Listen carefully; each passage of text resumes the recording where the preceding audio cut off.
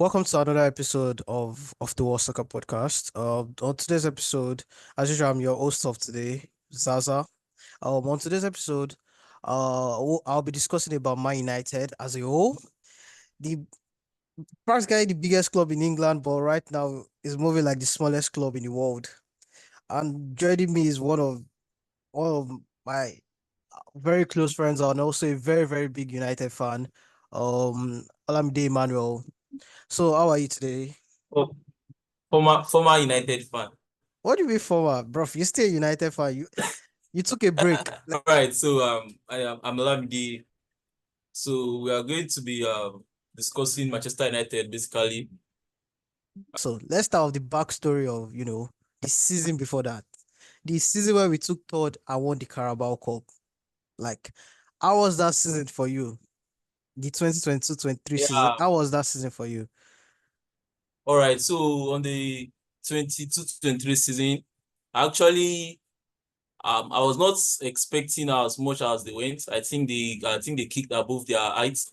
I was not expecting as much as they went under the new management, given everyone said the team that Ole Gunnar Solskjaer left behind was a mess and all that. So we're not really expecting them to go in under the first season under Erik and start challenging for title. No, we're just expecting probably stability and maybe a clear style of play or a consistent pattern of play. But with the signings he did, I think from the signings of that summer, Martinez and Casemiro came in and actually did very well. And some other players he met in the team, like Bruno Fernandes, Marcus Rashford, then Garnacho also coming in from the academy. I think they actually pushed a little above their heights. They actually pushed a little above their heights. So I think that season was my perspective was good enough. It was good enough. That 2020-2023 season was good enough, though some of the signings didn't really contribute much, or let me say they didn't kick the ground running immediately. But we're expecting them like, okay, maybe with more time in the league, stuff like that, they should be able to catch up. That's signings like Anthony. I think Malaysia did try his best. Then we had some signings also like the short-term signings, Sabitzer and Weghorst. I think I think they actually did well 2023 season, both in terms of getting results and also in terms of the style of play. I won't fault the style of play so much because they were one of the best teams in the league then in terms of um, defensive organization. Thanks to also David De Gea who did excellent, at the goal. So Um, I think Olamide, I would like to ask you something there. all right. Personally, the old day thing, I felt it could have been handled better. And I still feel we should have kept him. We should have renewed his contract. Whatever happened there, So, but the thing I wanted to ask about, the ODA situation, because on a personal level, yeah, as a United fan, knowing there's always he cannot play out of the back. He could not do this and everything. But do you think that renewing the year was actually one of the problems that not renewing the year was one of the problems we faced coming into this season? Yeah, actually, I don't think the goalkeeper was an issue last season. Same way, I wouldn't blame the goalkeeper this season. It's more of a structural issue. Though the J was excellent in like masking this issue last season, which many people are trying to give him credit for. Um, it's actually not abnormal for the manager to demand for a new goalkeeper, given the Gerrard he has his shortcomings when it comes to like playing out of the back. But I did not think it was the issue. I did not think it was the issue. If they had renewed him, will the issue still be there this season? Yes, the issue will still be there this season even if they had renewed him. Because actually it's not an issue with the goalkeeper. Currently, in the league, Manchester United are currently facing I think We're highest number averaging, of yeah, we're averaging about 20 shots a game in the league. per game. So no matter how the goalkeeper is, last season there was talk about probably apart from his shot stopping, apart from his distribution, there talks about him not being proactive enough in preventing some of these shots, like not coming out to claim crosses and stuff like that, which actually made this known to people that then that this actually is a structural issue. It's actually a structural issue. This is not about him not. This is not about Does DJ alone. This is about the team in general. And now I think you are seeing that also with Andrew Onana currently. And some people might argue that probably maybe Onana is not the right signing in terms of if you are trying to prevent shots, not prevent goals, in terms of prevention or proactive goalkeeping. They might not be far-fetched because before Manchester United signed Onana last season, I checked some of his performances, some data behind his performances at Inter. I noticed that actually become very slow in coming out of his line or being proactive as a goalkeeper. But either ways, there are still more issues to be solved than the goalkeeping. I did not think it was wise to spend 60 million on goalkeeper because the goalkeeper was not the issue last season. No matter how much you try to twist it, the team were facing shots and see David De Gea came out of the season with a golden glove. So there's no way you want to twist it and actually blame that goalkeeper for the woes of the team. And actually, probably many people did not see this as much of a problem because the team came third in the league. They not feel like there's much of a structural issue. That was number one. Yeah. Many I'll have you continue. That's something I wanted to touch about. Like, like because personally, when we came third, yeah, a lot of the problems we had wasn't evident because of like the team. Like last season, we were more of a compact team. That's something else we'll talk about. But like for now, let's still go back to what we're talking about. Going from last season going into this season. So looking at the way the season ended, yes, we finished third. Yes, this thing we won Carabao Cup. We got to the FA Cup final. Going into the summer, 2023 summer, we were linked to Mason Mount. There was the should we make Sabitzer permanent? Obviously, I don't think many people agreed with making him permanent because his performances right now at Dortmund weren't the performances we got with him at United to start with. There was also the Weghorst, but like Weghorst is not a striker you want to have as your top nine, especially for a club like United. Then also we saw okay the day thing happened. We didn't renew him. We needed a new goalkeeper. Then also going into that summer, there was always the talks of we actually needed a CB, like Varane's fitness issue. Um, Many people did not expect Martinez to be as injured as he was this season. So going into that summer, what were the things you thought that we could have done better that we didn't do? All right, going into the summer after finishing third and with the Carabao Cup, the expectations is that you actually go into the market, make signings that can help you close the gap from third.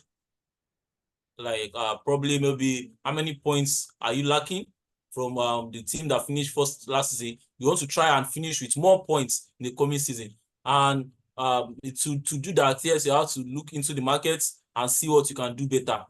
You have to look into the market and see what you can do better. So looking at the squad last season, goal scoring wise, there was an issue with central threats.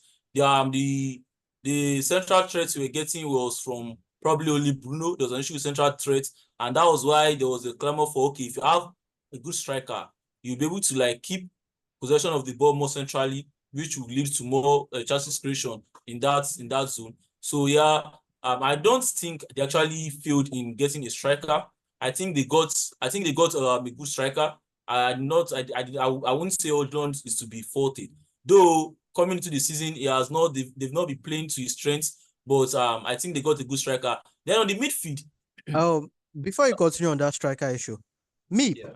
personally, I won't say I was Oilon's biggest fan because like when I used to watch Atalanta that year, the main player I always watched for was always Ademola Lookman. So when we went to Atalanta and we bought Oilon, I felt okay because of we are united, I would rather have had Kane, but like I think my main issue with Kane was always the his age and um Do I think he's going to be our striker for 5 years? No, I don't. I don't think Kane will be my striker for 5 years. I think Kane gives me 3 years and that's all. Obviously, Oiland is giving me 10 years. At the rate, he should be able to give us 10 years, except maybe something drastic happens and he wants to leave. And do you think that there were better options out there? The likes of Kane, maybe you should have gone for Lautaro Martinez or something. Like, do you think there were better options? Yeah. Actually, with the striker markets last summer, I think the only option I would have probably picked ahead of Ojland would have been probably Victor Osimhen, and Napoli were pricing him out of a move. You're As not for picking Harry Kane, Kane? I don't think investment. So I don't think the investment is what you're going to get from him I mean, you, because I mean, you go Tottenham trophyless for sure, but you get the goals. Tottenham won't have agreed same price for Manchester United as they agreed for Bayern Munich. That's I one. mean, Danny And Levy is very, Manchester very. United are not going to win the league this season. So if you're going to spend like over 100 million on a striker that you're going to get to 3 years from, you're supposed to have built a team that's ready that, okay, as striker is coming, you're winning the league. Okay, For so instance, now, the finances involved with probably let's look at Madrid signing Bellingham. Now it's worth the amount. It was over like I think it was like around 150 million. But now it's worth the amount because now they have a team where the player can come and like instantly give returns. But as for Manchester United, Harry Kane will not come and win you the league.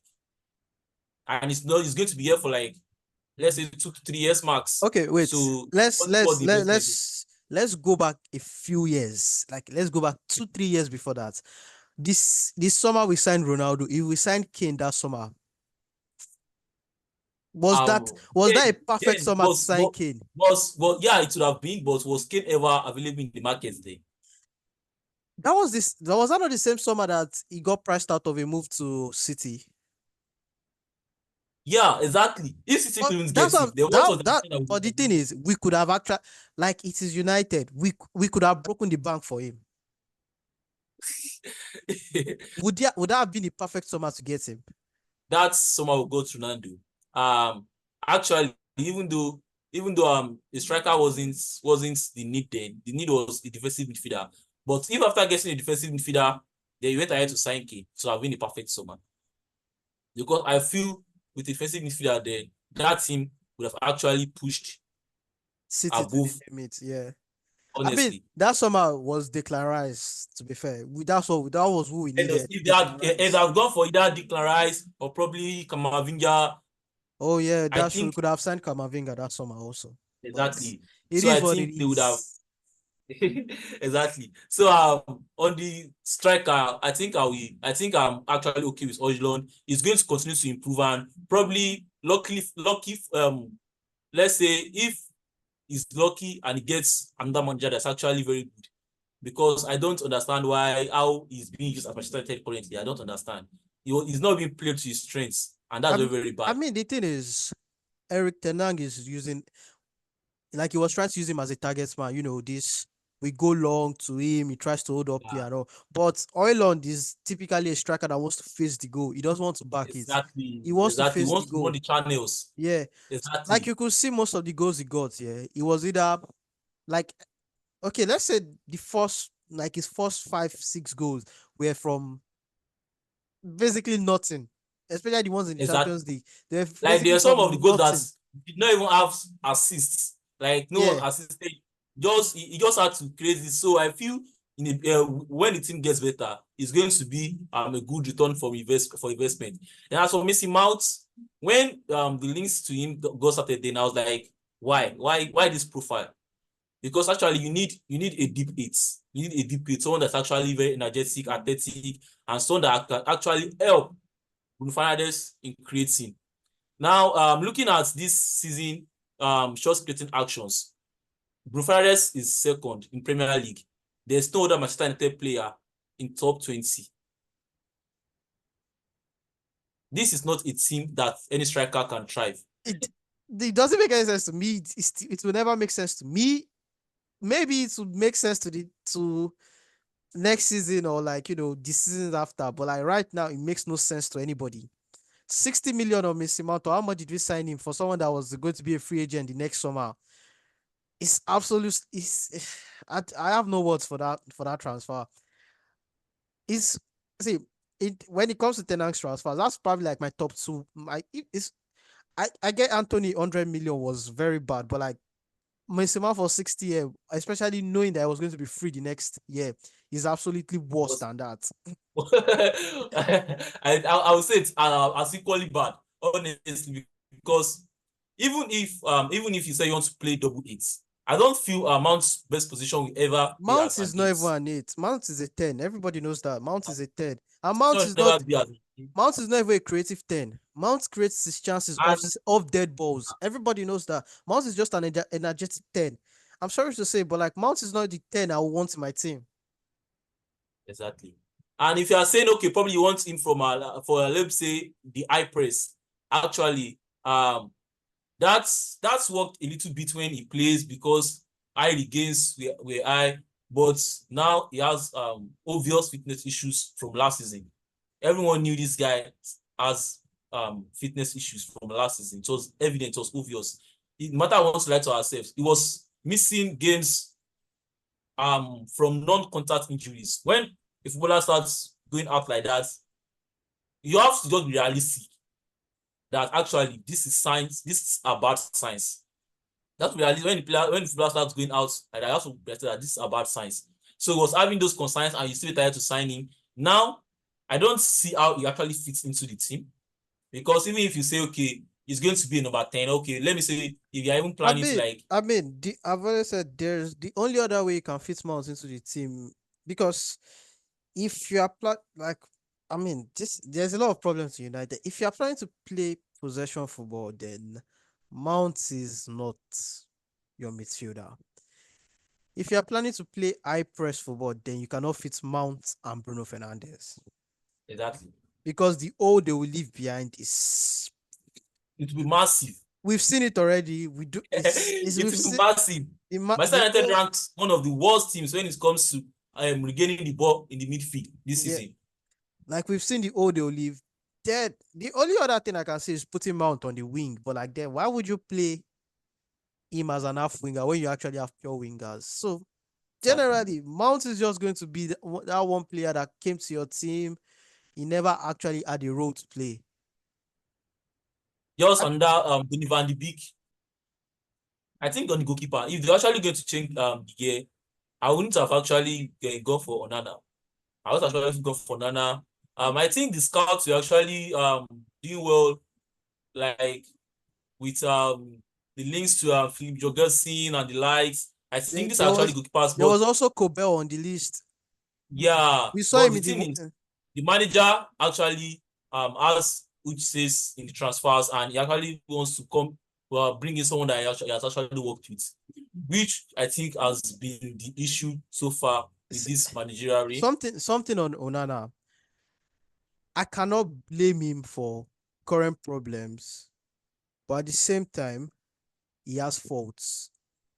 First off, Onana is not a good showstopper. Let's be honest. Onana is not a good showstopper. It's not like he makes He's those. actually trying to his standard. He's Yeah, actually trying to his standard. yeah. To be fair, but he's not a good showstopper. See, the thing is, compared to what you've watched, compared to what you've had, like as a United fan, you watched the year, you were privileged to watch Schmeichel. Like you were privileged to watch Van der Sar. Watching Onana is like, bruv, what you doing, Actually, man? I think it's a downgrade. Like it's a big downgrade Actually, from what you are used to. There's something specific I wanted to say on that Onana's this thing. I can't, like I said already, I can't blame him for the problems at the club because conceding 20 shots per game is madness. No goalkeeper deserves that starts with.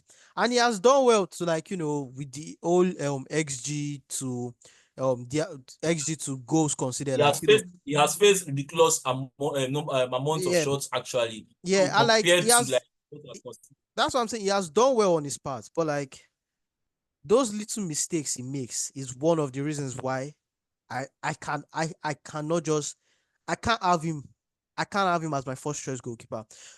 Nobody people won't say it, but that FA Cup final, evident. that goal that this person scored, um was Jeremy Doku scored. That was his Look, yeah, fault. Let's not see. Okay, fine. First, we won that finals, but that mistake could have been as costly as possible. Like exactly. those errors there is my problem with him. Those errors here and there. Because look at Champions League, for example. This man single-handedly took us out of it. It's not like the entire he single-handedly took us out of it. We consider like Oh yeah, 15, we consider like 15 I goals and think 10 and we are still going to get to that Champions League run. we consider like 15 goals and 10 was your fault. Now this is why Yeah, what me I felt was the best solution. 2 years, 2 years contract with the year. Keep cover, let him develop under him as his second. you know the thing. That plan would have been very good if it was under manager. But now when we have a manager like Erik that doesn't rotate, there will be very little hope of cover actually developing during the year as the GS stays. There will be very little hope that is going to get any minutes to develop at all. So that was the reason why I was not even seeing that plan as feasible because why is he staying if you are keeping the J? Then why is Cover staying? Because Cover won't play. That's Cover won't play. that's the other problem with this person also. This guy Biadir, you signed a goalkeeper and you only made one appearance. The transfers last summer, I feel like I won't say they are good enough, even for the loan signing of Amrabat. Actually, um, firstly, I don't like it when scouts' opinion are being ignored on the player. Scout reports United got from that player that this player is not good enough. That was the scout reports the United got from their scouts. This player is not good enough. Yeah, he's performing well in low block teams. He's performing well in a league that actually plays at lesser intensity, Um, lesser pace. You see him before because watch. Olamide, before you keep talking about Amrabat, I need to make some certain things clear about Amrabat that people don't understand. People, I say something. I say a lot of things about Amrabat. I say that 90% of people that like Amrabat only watched him at the World Cup. And first of all, we need to get something out of the way. International football is the opposite of club football. They are two complete opposites. International football is more or less about individual brilliance and how well you work with each other. Club football Exactly. is very systematic because you are playing 40, 50, 60 games together. So everybody has to be able, like, you have to be able to play that amount of games together. International football, people might just play 7 games together this year, and the entire 23 might not play again together for the next 2, 3 years. That entire 23 might never be called up again. So, like, international football is not club football. Now, Actually, when the first started, the link started there. I think it started from January when he was supposed to move to, I think it was Barcelona or stuff like that. So I did not see him then like actually as good as being said. And I was very happy when the scouts report on him was like, okay, this guy is actually not as good as being reported. But probably SCG links and stuff like that, the manager was insistent on going ahead with him. Because the way he plays, actually, you know from the way he plays that this guy is actually slow. And now for a midfielder that wants to play in a team that wants to press high, he should not be slow. From the way he plays, when you watch him, you know that okay, this guy is actually slow. He doesn't have legs. He's actually slow. Yeah, he carries the ball, but we saw Loftus Cheek in Milan in Serie A carrying through crowd. The thing is in Premier League, Loftus Cheek was making runs from his own box. in the Premier League, you have to be an exceptional dribbler and you have to be very fast for you to try those things in Premier League because there's a lot of chaos. Like the intensity is the game is more faster. The game is played at more faster rates in Premier League. So like I feel like this all the signings that last summer, I feel like there's just apart from Ojlund, I feel like there's just a question mark hanging over the remaining signings. But yet, can we blame these signings as the reason why this they've just ended season ended like that? Now that's an entire different conversation. Yeah. Okay, before we go into the next topic, so now we are going to discuss about the season itself. We're going to break down every single competition. First, we won the FA Cup, so, but even in the FA Cup, we had some very, very rough games, like the semi-finals, for example. where we blew a 3-0 lead. And we were saved by a mere toe that was offside. Honestly. We will talk That about. was But first off, let's talk about the Premier League season. 14 losses. So, we what do you think went wrong in that last season, in the Premier League season? First off, all right. With the Premier League season, there were issues. Yeah, there were issues with injuries. But before we started having issues with injury, um the first game of the season was against Wolves, which the team won 1-0. But from the way they played, it was very, very obvious that actually these results will not keep coming if you keep playing like this. Yes, you won 1-0, probably one player did its magic, you won 1-0, but you just have that feeling like there was just a general acceptance amongst the football committee that you won't continue to get results if you continue to play like this. And that's this as the season went on, everyone was proved right because actually they did not improve in the way they play, regardless of if you want to blame injuries, you cannot blame injuries for the first game of the season. So regardless of injuries, the team did not improve in the way they played. There was this a clear pattern of play, regardless of your position you're meeting, whether from the championship, teams battling relegation, every team just had that believe that they actually can play ball better than Manchester United. And every team, was there actually any team that Manchester United, even the ones they won, probably they won because they have players of more high status than them. But there was no team that Manchester United played last season that you can actually say, okay, I think there was one. I think there was one. Was it Burnley? Was it Burnley? I think it was the Burnley for our first game against Burnley. I think they did well. Apart from that, I will not actually point out to a game that they actually played well. So I think I will not blame just injuries. I will not blame the injuries. Look, let's look at Madrid. Madrid had injuries to very key players, very key players. Courtois, Militao. They had injury to Tchouaméni, I think at the time. Vinicius Junior got oh, injured. Vinicius Junior first got off, injured earlier this season. first off, when it comes to, I've already said it, that injuries is not why we came eighth. Yes, we had crazy amount of injury. Chelsea had the same amount of injuries and they ended up finishing above us. So, like, you cannot even That blame so injuries. I can't say the injuries Like, has been before you continue, like, if you want to say injuries, like, you look at the likes of Madrid, like you already mentioned already. Madrid had starting centre backs ACL or whatever they had. I think Militao had ACL. Courtois had yeah. ACL. Like, Vinny you had Junior, Vinicius Vini missed went like injured. 2-3 months or so of football. Like, literally at a point, Bellion was everything. Like, Bellion was everything for Madrid. Like, you cannot now say, like, if Madrid wants to use injury excuse, they could have Yeah, used they, it and they, they would have not they won. have very right. Yeah, and they would have not won anything. They would have just zoned Yeah, out of the season completely because they had it. The injuries were there. Madrid had a good share of it. Even Barca had injuries too. It's not like you can a say lot. Barca. Gavi is out for The the thing is, season. the thing is, I'm not sure there's actually any team that actually did not they're not meant to not battle with injuries last season. So you actually Okay, cannot put injuries maybe as Inter. blame Inter can be because the only team that can say we didn't battle injuries.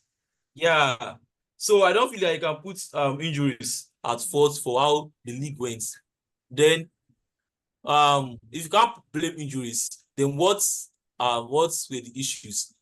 Personally, I felt like the management was not good enough. Management was not good enough. Like in all aspects of management, my management, coaching, like there was not intention to win from the way they go out to play. From where they go out to play, and you see that players actually are trying to give their best, but there was not the coaching did not build the right environment for these players to flourish. Like you see in game, you see almost creative player that's Bruno playing almost like a 6/8. Bruno was playing Um, CB in some games. Honestly, so Bruno was there playing was no center backs in some games. right environment for you for the players to actually showcase their best of abilities. Like for me, Uh, the way I um, love management. talking about like you saying some there was no this is for the players to show their best of that. There's something I wanted to say about that. Like United season was, I mean, yes, I mean we can't exactly say we can't blame injuries. Okay, to an extent, injuries had its own problems on it because okay, you never had like a formidable back four because every week you were changing your Yeah, back four and all.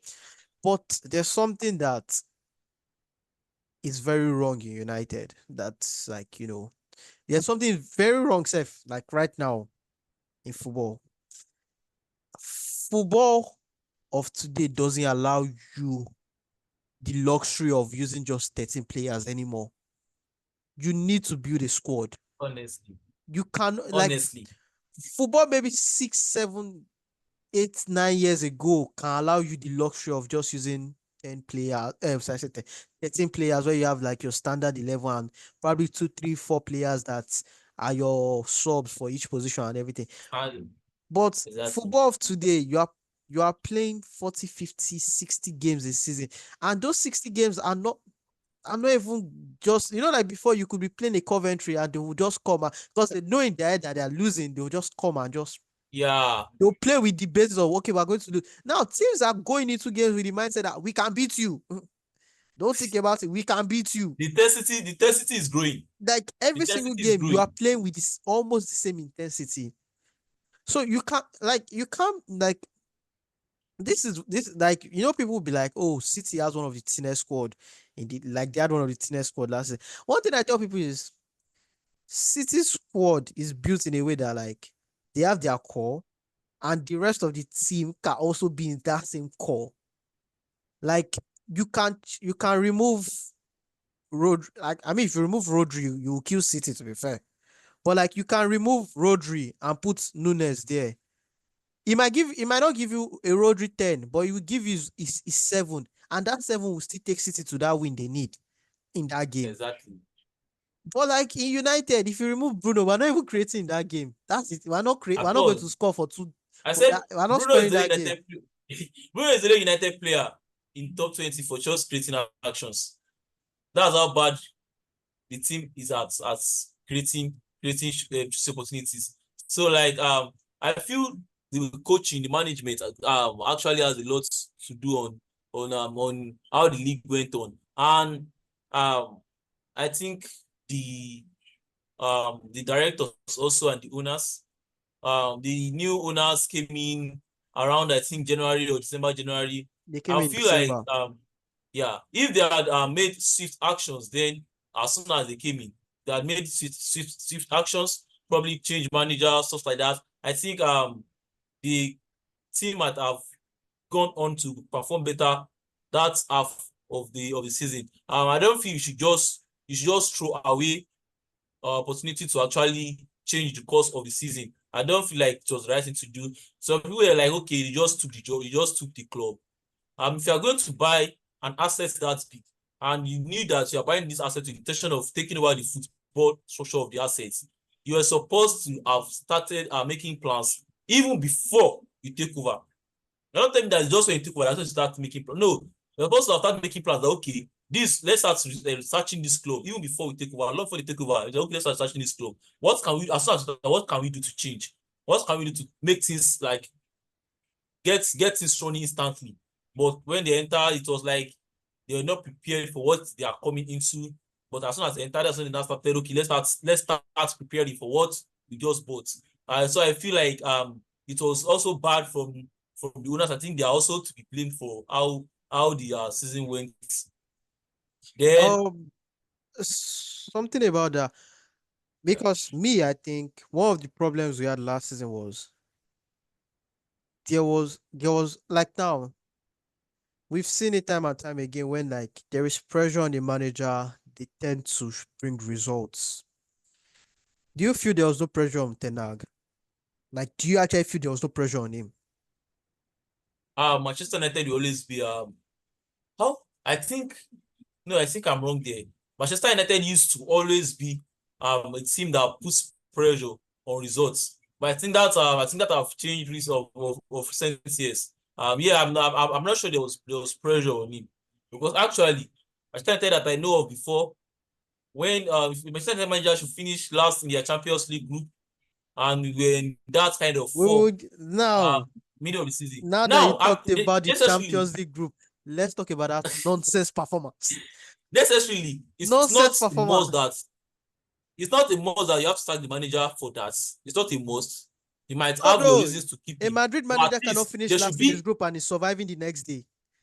A, no. At least a Barca there manager should would be never like finish there should last be in like group and is surviving the next day. there should be like a well deserved criticism, like how will I put it, like uproar from the fans that why would we finish last of a group that consists of, no disrespect to them, Kopian and Galatasaray. Galatasaray. Before you continue, let's get something straight here. First off, that group consisted of an inconsistent Bayern. Exactly. Like we need to, let's be honest, it was an inconsistent Bayern. It wasn't even the Bayern that we know. That was Exactly. this is this is Bayern's worst season in the last how many years? 11 years or so. This is their first season. They are going trophyless in how many years? So you had an inconsistent Bayern. You had a Copenhagen that cannot chat to any of your players. Like their players are nothing to you, to your players. Like individual brilliance should give you a confident 5-0 win against Copenhagen. Kopian. Okay, let's say Galatasaray. Yes, they are built on this thing, on washed players. Players that used to have names somewhere, but now are washed. Still, individual brilliance should give at least a 3-0 win against Galatasaray. We failed to pick points against all three. We only picked points against two, Copenhagen. I think We Kopian. only Well, beat Copenhagen. We only beat Copenhagen, yeah, I and that think was so. in Old Yeah. Trafford, which Yeah. which would have drawn that game if not because of Onana made a last minute penalty save. Would have drawn that game too if Onana did not make that penalty save. See, that would, I will say it. Manchester United is the only big club that I know that you are committing war crimes and you are not getting capital punishment. Only club, Honestly. only big club. So like I cannot blame just injuries. So I feel like the coaching was not good enough and the management also from the owners was poor for last season. So I feel like those are the things that went wrong last season. But I I won't want to ask you entirely blame the something. I want signings. to ask you something. Do you think if Glazers weren't focused on selling the club, they wouldn't have sacked ETH? I feel if it was the Glazers administration, I think he would have been sacked. Okay, so now we've talked about the Champions League season, and Yeah. we can't blame injuries for finishing last in that group. Like injuries is not the reason you finished last in that group. You can blame it for why your Premier League season went horrible. You can blame it for your 14 losses. But don't no United fan, listen to me. Do not come and chat to me that injury is the reason why we finished last in Champions League group. Injuries is not why. Because see, first off, yeah, you look at that Champions League season as a whole. We scored how many goals? Please. We scored 12, considered 15. So goals was not the problem. We scored the same amount of goals as Bayern in the group. So goals was not the problem. Now we consider 15 when we know at least 10 was one person's fault. At least 10 was one person's fault. Actually, his run in that UCL was like it was too villainous. Like, this guy is actually like this goes actually very, very preventable. Like, That guy why was are you letting this in? the guy was like Why? the guy was like, I'm the villain they sent to you. Ah, ah, ah. It was a funny campaign. It was a funny campaign, honestly. This year was a funny campaign, If honestly. like you look at the game against Galatasaray in Old Trafford, we got a red card and all of a sudden we could not play football. United is too funny. United's games this season is like watching basketball end to end. Like Honestly, I'm thank playing you. There's end no to end football with Sheffield there's no United. form of control at all. There's no form of control. There's no control over games. There's no section of the pitch where the team can actually sustain pressure, whether attacking third, middle third, defensive third. Talking of control, I'll give you a good example of one of United's flaws in Champions League. I'll give you a good example. Look at that Copenhagen game. We had a red card in the first half. We were 2-0 up. We had a red card. Then it became 2-1. They got a penalty. I think we went into halftime. Then, we came back for second half. Look at something very funny. Look at when we decided to start keeping the ball for about 10, 15 minutes where we're passing it around. Yeah. We had control of that game. We're making Copenhagen run Elta Skelter. Like, all of a sudden, we we we scored from a penalty. We took the lead again. We became this thing numb to the entire field. Like, it was like we didn't know what to do again. We just brought pressure on ourselves for no reason. And like this was consistent, every almost every single game. We take the lead, then we bring unnecessary pressure on ourselves. Look at that Chelsea 4-3, for example. We went 2-0 Honestly. down, came back 2-2. We finally took the lead and brought unnecessary pressure on ourselves. Pressure. So Like, I think the inability to actually like sustain pressure at how I put it, at any aspect of the pitch, I think it's more of like a tactical issue. now I've seen people blame it on the players' mentality, but this is something that I used to say. If you play FM regularly, if you play FIFA, if you play games, if you play football itself, you would understand that control is very essential. Exactly. Control is very essential. Look at Madrid yesterday in the Champions League final. When they went 1-0 up, did they go and pack boss? No, they were At still all. pressing. They were still At all. pressing. If they didn't press, they would have never got to that second goal. Honestly. It's so So I feel like it's more of a tactical issue. Sometimes when I watch Manchester United games, like I can see there's a pattern. There's a pattern they are trying to execute. But now, number one, this pattern can it help you to sustain pressure like for a stretch?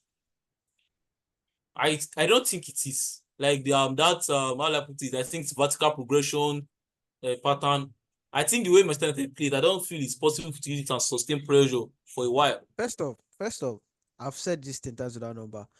The Nang style would never, ever, ever work in the Premier League. Not because it's a bad style or something, but the Premier League is not built for styles like that. You cannot, Honestly. you can't this thing try to you can't, how would I put it now, try to play wide and also control the ball. You can't do it in Premier League. You are either narrow and controlling or wide and pressing. Liverpool were wide and pressing. City is narrow and controlling. Arsenal narrow and controlling. Like, you can't try to do both. It doesn't work. You can't say you want to be wide at the same time and still control. Like, So United were honestly, I feel like the manager is actually is not capable of actually putting a clear style of play into that team. I'm not sure he's capable of that. I'm not sure he's capable of putting a clear style of play into that team. So I think um moving into like what can they do to change their fortunes for the coming season? What can they do to change their fortunes for the coming season? What First off, before we talk about that, let's just about 5 minutes to talk about ETH in or out, in or out. for me, I think the obvious decision should be out. Like I've said, that's that number. Quote me anywhere. United is the only club where a manager is about to, he committed war crimes. It's not even But he's about he committed war crimes, and he can escape capital punishment. How? How? I feel See, the logical option should be letting him go. But so with the way things are, I don't think they are going to make that decision any longer. I think like there have been more of external influences in this decision to keep him. Actually, he's run his PR very well. I forgot the manager said it's like I think it was Mourinho that said it, that now as a manager you have to like have good PR if you're going to survive in this current manager market. So I think he's done his PR very well. I think like there have been pressure on these new owners to actually keep him for another season. So let's see what he can do for the coming season. But I wanted to ask one more thing. Okay, let's say yeah, let's say miss we. Let's say he gets the axe. Who would be your ideal replacement? Like if you were this thing, who Okay. would I think for let's me, be realistic. Do not call a manager that already has a job or like his job is secured. Call a realistic market. Let's be realistic. Because if wow, it's unrealistic, let's go and get Nagusman from Germany. If we're being unrealistic, Nagusman from Germany is what I wanted. Or yeah, I think if I'm being realistic, for a club of Manchester United stature, you can pull any manager. For a club of true, Manchester United stature, true. You you can pull any can't put you manager. can't put Guardiola, but true. You can't pull Guardiola. I'm not sure you can pull Klopp also because You of the can't rivalry put issue. Hansi Flick. You Uh, can't put uh, Ancelotti, but true. I mean, you okay. can put So Inzaghi. That's the other person I actually want. If you actually, can yeah, if he's you going to the can top get of him. my list because you need more than just a coach to be manager of Manchester United. You need a manager actually. As the manager, one, the football culture in the club currently is bad. And I feel like you need a manager that can actually understands like I have to build a new culture. He has to actually communicate it with the management that okay, I have to build a new culture in this club. So I feel my top option would be Simon. I think it would be Simon Inzaghi. My Mm-hmm. top option, my number one option. Um. Then, but if he decides that okay, he wants to stay at Inter, Okay. I don't know why clubs are not going for Zidane. I think The thing is rejecting a lot of jobs. It's not like clubs are not. Like Zidane has rejected too many jobs. I actually think Manchester United could like propose a very good project to him, I mean, like to be show fair, I think him he's waiting for France's job. without job ever come. That job is more of very, very political. I mean, to Like be fair, it's I like think you know when you it's like have when you have France is like Nigeria. is that You have to I know think the higher ups. no, I think theirs is even worse because Yeah, the France when you is. have a football team that the president is that actively involved. Nigeria president don't even care about the football team whether who gets called up. But now when we are playing the politics, right, even the president is involved. So I feel like Zidane, if you can propose a better this thing to him, I feel like he should be able to like accept to it. Aside from those two, let me see. What of Aside from those Deserbi? two, I mean, we both have personal problems with Deserbi. I don't think he's a Manchester United manager, honestly. Yeah, I Manchester mean, to United be is a fair, that's manager what I think too. that respects results. Results is what matters in football the most. Uh, okay, so moving on to the final part, we've already discussed about last season, this season, um, you know, the new management, the manager, and if he gets sacked, who would want as potential replacement? So let's talk about this summer, you know, the expectations. Okay, before we go into even signings, what is like your expectation? In the past, United has always bought for managers. And it seems to has not been working for us. What would be your direction this summer? All right, so I think this summer, uh, given the squad they have currently and with the good efforts they've put into the academy football in recent years, I think this summer should be trying to build a stable team. Yeah, the core of the team is very, very young. So this summer should be trying to implement stability into this core, like give them like a defined path for the future. So they shouldn't be looking to challenge for the league next season. That's actually not possible. But they have to have like a clear path to grow, a clear path to improve. Like there have to be a good foundation. Currently, there's no foundation, there's no culture. So this next season should be about setting a good foundation for better performances.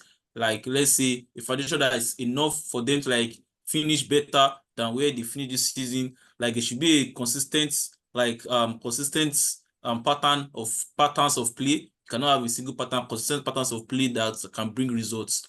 So I feel that should be like what they should be looking to like achieve for next season. Okay. Me personally, as we've been saying for a long time, we should build for the club, not for the manager, because like you see teams like Exactly. Madrid, Barca, Bayern, Inter, like the big teams, the even Arsenal self, like they build the team for even City, they build the Exactly. they build the team for club, like City can sack Pep today and hire another manager and it's going to continue dominating. It's not going to be like, oh, they sacked Pep or everything is over. Like, the thing is, we need to, like, because I can't even like in today's world of football, it is impossible to have a manager. Like, it's not impossible, but like, it is very, very unlikely to have a manager that has sustaining this thing, sustaining winning capabilities. Like most managers are just win here and there, move, win here and there, move. So you have to build your team for the club and not for the just the manager. Because then if you build for a manager, the next manager comes, too many things he can't use because the the players are just for the previous manager. So like we need to stop that. Oh, Mourinho wanted William, we went in for William. Ole wants Declan Rice, we went in for like we need to stop that and build like okay, this is the system we want to play. This is the system we want to work. This is the system we think can be sustainable for us, and this is how we want to build the team. Buy these players like, and now this is the thing. This is one problem about the United over the years. We have one of the greatest scouting department I've seen in world football. But those guys are like those guys are just making money. So are getting paid to just say we know we are scouting this player. They are getting paid to just say we were scouting this player. Yeah, I think honestly that's been a very obvious issue with Manchester United not listening to the scouts, and I think going forward that's something that has to end because you can't spend that much on scouting when you don't even take the recommendations. So I think Very that's true. something that has to end going forward with the club. I think they actually need to listen to the scouts the more like you've given and again the technical director. I think Jose Wickos is the technical director. Yeah. He's in charge of like actually setting like this profile, this style of play, and this is the profile of players that we need to fit into it. So and actually that's what is going to make it hard to actually make recommendations to the team currently on which kind of players do you want them to bring in because we've not even known which system or which style of play pattern of play that the new technical director is trying to implement as it is. Well, I mean, I guess I hope we know that in a couple of weeks. But now you just said something about the type of players we need to bring in. I've said you asked something recently on Twitter on like the type of midfielders you think United should bring. And I said something. Number one thing in United midfield I want to see in any midfielder we're bringing in is composure. Right now in United, only midfielder that has that composure is Menu. Bruno Fernandez does not have the composure that you want in a midfielder. Honestly, I think you're right. In Bruno, fact, not just from the midfielders. I think that there was a the time there team was a in game general. Let's be exactly. honest. If we are being honest, the Well, players with composure in that team that I can be like, yes, they are very composed. Is just probably Menu. I know you hate me for this one. Luke Shaw. yeah, show us good composure. Show us, and I Luke think Shaw. Dalot I think he has improved his composure Yeah. also. I think, but the rest of People might hate me for this, but AWB might have one of the most awkward positioning, awkward body stance, but his composure is yeah, no, very, it's very actually good. it's actually very calm with the boys. It's actually very calm. Then I think at your center back, probably only Lisandro Martinez. only is not probably is the only one with composure. The rest of them, you give them the ball. Once they are being pressed, they start to shiver, they start to tremble. Like you can just from watching, you can just see the fear in them. You know, Mhm. okay, these guys are actually scared of the. I think we should when we were talking about recommendations for the summer for the center back. Now, Um, now it's let's go position by position. Okay, Onana, you see, I'll give you 2 more years. 2 more years for sure. 2 more years. Let's start with the center backs. First off, nobody should come. Nobody, people should not come at me, but I do not want Todibo. I do not want Todibo because number one, I've said this thing that I tweeted about it like 2 days ago that our best center back, supposedly, our best center back can only partner with one player, and that's it. And the one player I can partner with is leaving. So basically, if you are signing anyone, like any center backs, this one, you have to sign someone that you know. At least every center back you're signing is people that you know they can all partner with each other. exactly, exactly. You cannot sign a Lindelof and you are partnering him with Lisandro Martinez. You will cry now. Honestly, You will cry. I think that center back situation. Realistic. To be realistic, you cannot sell everyone this Yeah. summer. I mean, Varane Never. is leaving for free, so it's not like Varane we're is selling leaving. him. Evans will leave. Evans is I leaving think too. they can try and get something for Lindelof, but for now, Atletico wants him. Just give it to them. hopefully they can get rid of Lindelof. So we'll have Martinez, Maguire, and Kwambala or what's Cambuala. the name? Kwambala. Cambuala. So I don't know. Maybe he will go on loan, but I let's won't. I don't think you loan him out because that's a center back. That's a proper center back. There, that's someone that you can develop into a starting center back. yeah, that's the Like, but but let's the let's thing see what the is, the thing is, you have to put him in a position to play. exactly. You So let's put him aside first. Now you have Martinez and and Maguire. Maguire. You need four starting center backs Yes, you currently need in football four. now. You need four start, not sub and this thing. Like center backs that can start game, you need four. So definitely they need to go for two center backs in this summer. Two center backs that complements Maguire and Martinez. Now, personally, I feel the center backs they are going for both both should have at least I think she should be at least 6.2, 6.3 in height. Okay, six to six Personally, three nights. I think they should be I think they should be tall, they should have good physical presence, they should be tall, they should be athletic. They should be fast, Yeah, they should be tall, they should be and athletic, then they should be they should fast. be very So composed. definitely that has to be considered also. So Then something we've been missing in center backs recently is box presence. Oh Lord. yeah, Like that's actually, something people don't understand. Like box presence defender is very important. yeah, I think honestly, Brad White deserves to be top of their list. Brad White It's, deserves to be top of their list.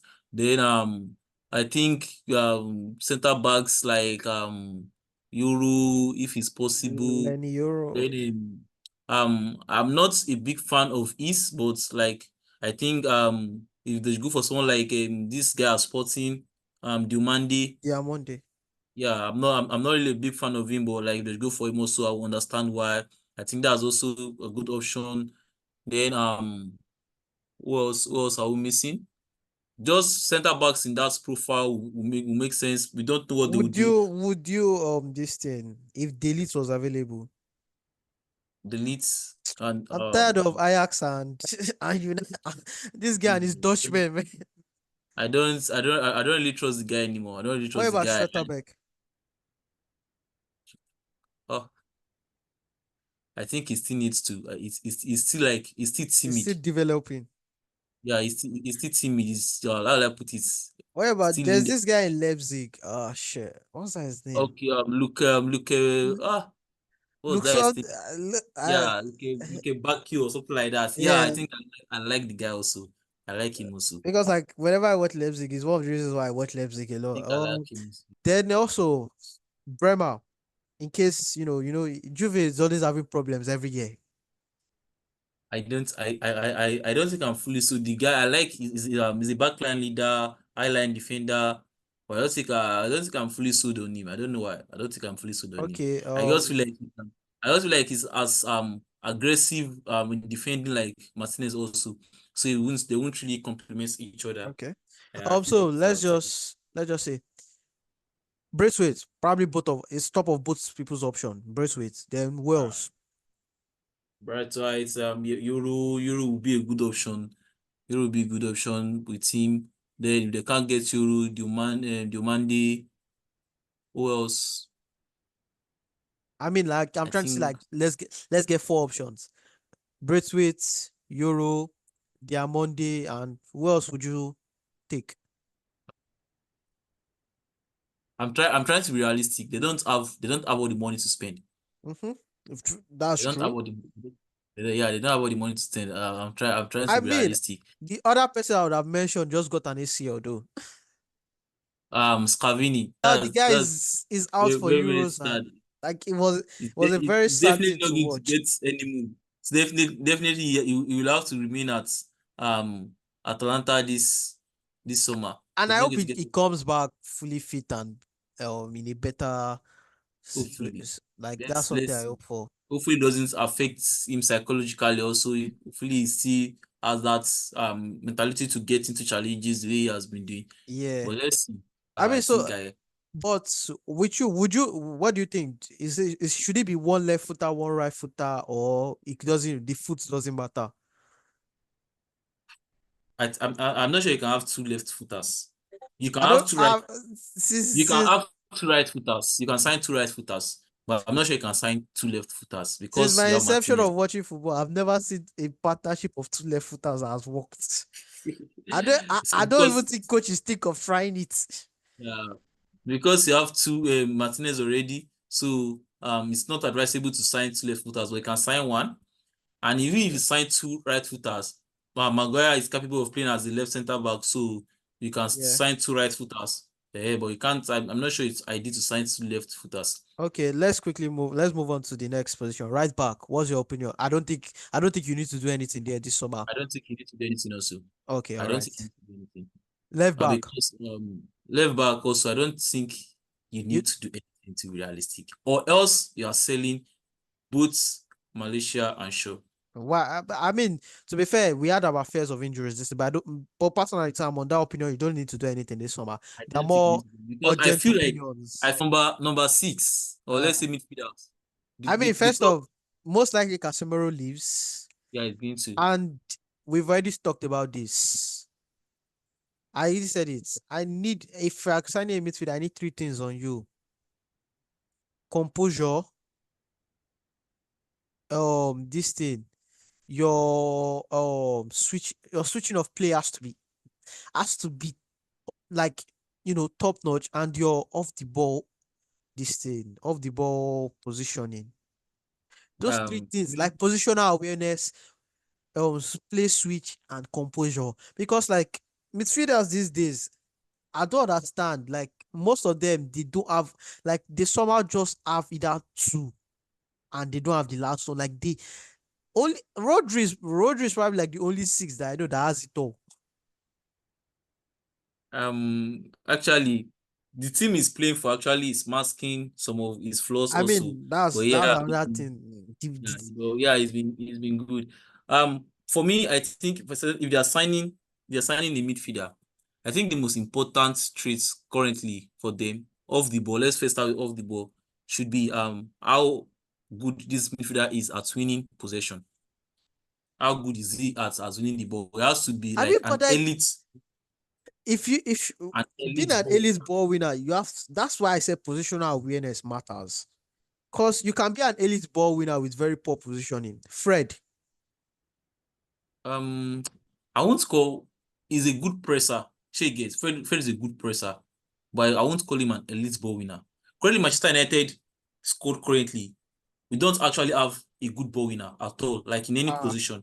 So I think that's what Manchester United needs to improve on with the midfield. So if Casemiro is leaving, the next person you are getting has to actually be topping the charts when it comes to ball winning. He has to be a good so ball winner. okay, so Both who would be middle your third, defensive third, ideal attacking third. Who would be your ideal option? I've been seeing the claimor for Amadou Nana I'm not a big fan of online. Onana. I won't. No, I'm not a big fan So because checking I. One of the thing is, I think checking of the the fact that Onana's this thing is because of the team he plays in. I you know think the of thing. it. I think how he plays actually like shaping perspective of him. Look, I'm going by data. Bruno Fernandes won 38 tackles overall this season, same number as Amadou Onana.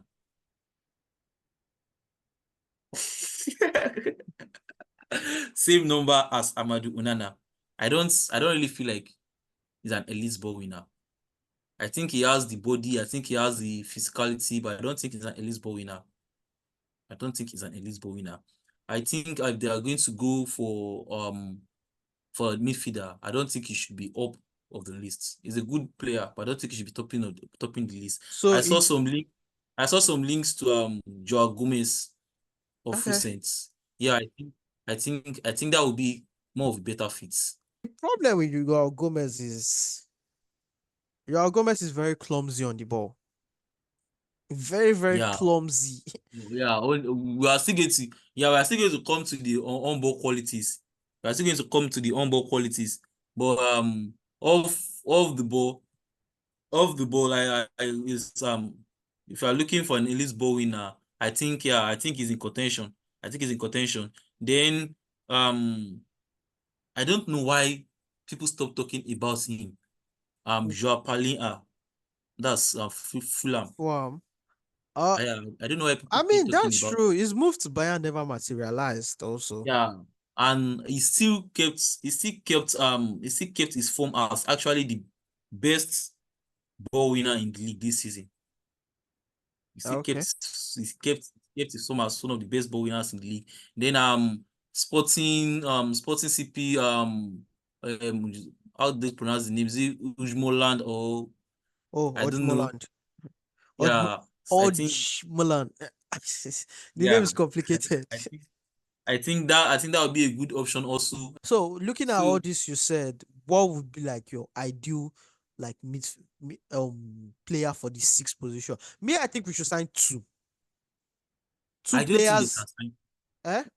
I don't think they can sign to because they have other commitments elsewhere in the pitch. And I No, had I the thing had I is, had they are going for this guy as friends. That's which one? this do.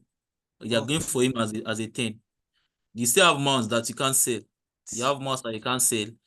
I'm not sure they'll be able to get a buyer for McTominay also. I don't think like you sell McTominay because like Yeah, even I don't think McTominay still has like he has his McTominay is those kind of players that you just have like.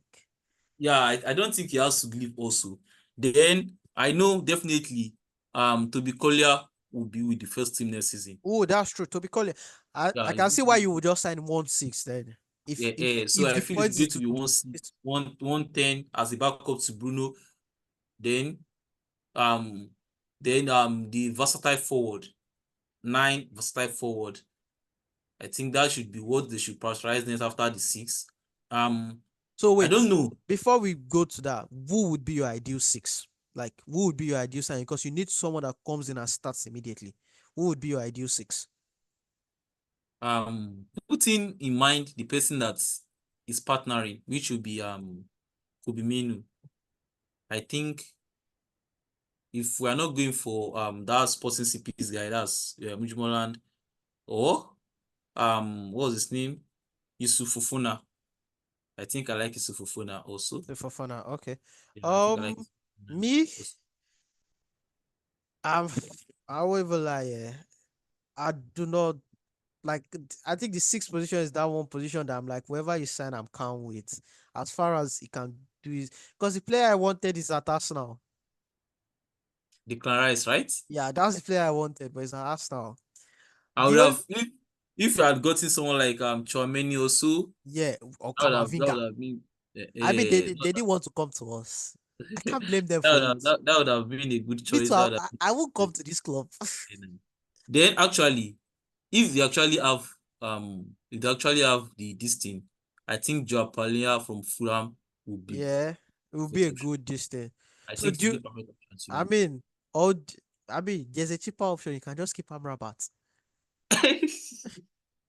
Come off it, come off it. That guy, that guy is not it. Come Okay, off it. so I mean, personally, if we're looking at everything now, me, the player I would actually want, if I could pull the strings, would be this guy in Real Sociedad.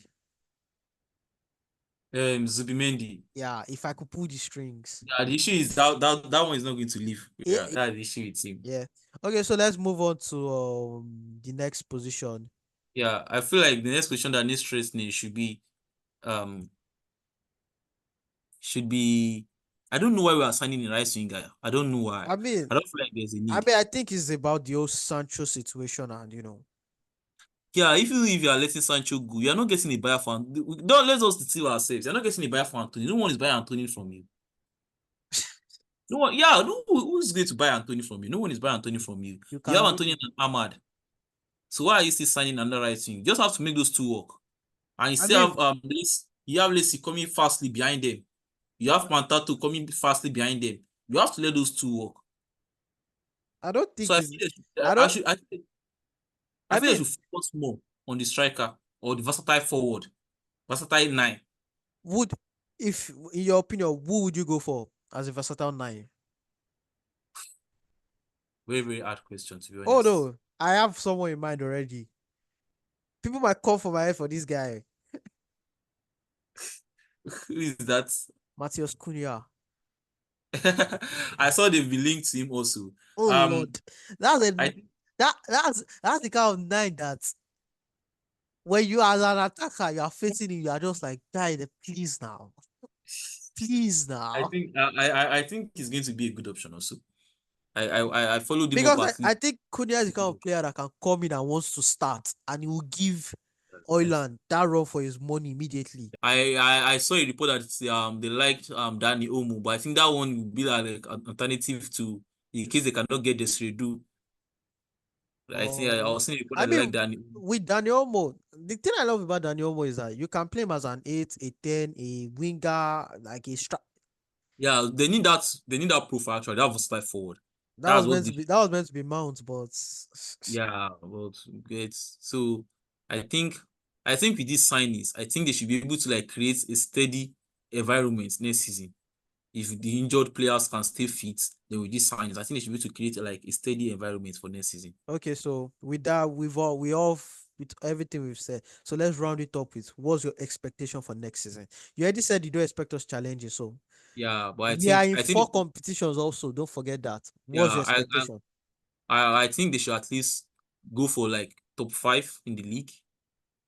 Should actually go for top five in the league. And since you can win FA Cup this season, then let's see if you can try again for it again next season. What about Europa League? Yeah, I checked the teams in the Europa League. I think they should be able to like at least challenge for that. I think there's no really any team that's threatening there. I think there's there also they should be able to challenge for that. Okay, so me personally, I think the first things first is we need to they need to decide, are you keeping the manager or not? Once you decide that, you need to set it straight up with him. Top four of bust next season. And I don't even mean any top four. Like, you have to finish Yeah, this thing top four. Then Europa probably win it or something. Like you have to get to at least the semi-finals. Then FA Cup semi-finals at least. Carabao, you should be winning that. I mean, only Man City is your competition there. And that's my expectations for next season.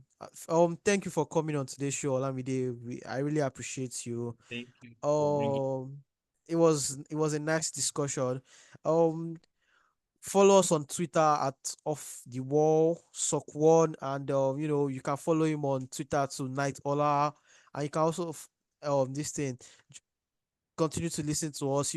Check out our YouTube channel because now we'll be focusing more on producing on YouTube. Thank you for joining us, and good night.